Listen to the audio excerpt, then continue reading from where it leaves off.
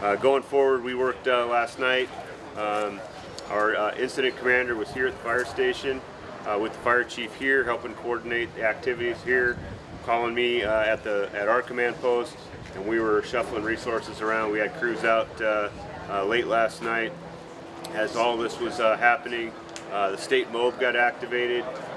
State DNR started sending in engines, strike teams. We had 2 show up last night before we got to the end of shift, and then we had strike teams coming in last night all the way up to about 1 o'clock, I think is when the last strike team showed up. They all got in on our briefing this morning.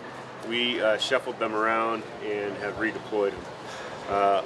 Early on yesterday, as all this was going on, we started talking with the chief here and with the Forest Service, and came to the conclusion that it would be easier, since we already have an apparatus set up, if we took over command of these fires today, getting a delegation authority from the county and the fire districts and the state to start managing these fires. So we ended up with the First Creek Fire, the Reach Fire, Cagle, and Anthony, which we believe have all burned together, and they crossed the Columbia River into Douglas County. And Douglas County asked for assistance today also. And then we have the Black Canyon Fire, which is a little farther up north. We had a meeting this morning, just finished up before the cooperators meeting with all of the agencies involved where the fires are right now, as to how we're going to divide them up and work on them. And basically we're having a conversation, another meeting today at 1, to figure out the command and control structure for fires from Chelan all the way up to the Canadian border. There's a lot more fires to get started up there also that we're working on, and we're devising a plan to kind of break them into zones so that we can start getting resources into those fires and taking care of properties and stuff that's at risk. So that's where we are right now. At 6 o'clock this morning, we took over the fires that are here in the Chelan area, along with the Wolverine Fire, and we're putting together our plans, gathering intel. Today will be a big intel day, trying to figure out exactly where the fires are, what they're doing, getting the resources that are coming in from the state MOB and other places, and getting them engaged on the fires here in the Chelan area. There are about 100,000 acres burning east of the Cascades, all told, if you look at InterWeb.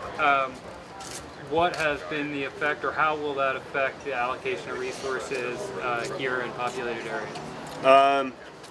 We are on an IC conference call every morning that we have at 7:30 in the region, so that's Oregon and Washington. Right now we're at planning level 5 in the region. There is no planning level 6. Nationally we're at planning level 5.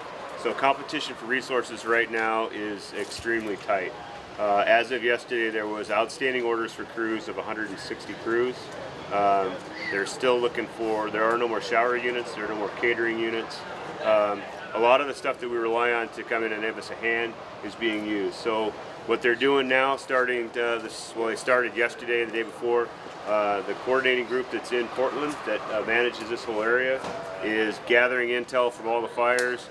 They're setting priorities, and the priorities right now are going for life and property, and then they'll kind of break down after that. So fires that have a big impact on communities like we have here will definitely come up to the top of the list, and we'll be higher up on that when we put in a request for resources.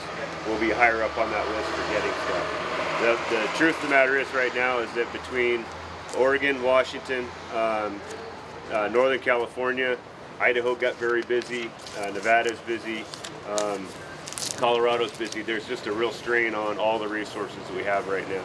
We've already tapped into all the resources that are back on the East Coast. They're out here working. Alaska is slow, had a very busy early fire season. They're slowing down now. Their crews are starting to load up and come this way also. The call has gone out since we're now on planning level 5. The military will start being activated. We have resources coming down from Canada, who's also very busy, but they have stuff that they're going to cut loose and bring down this way.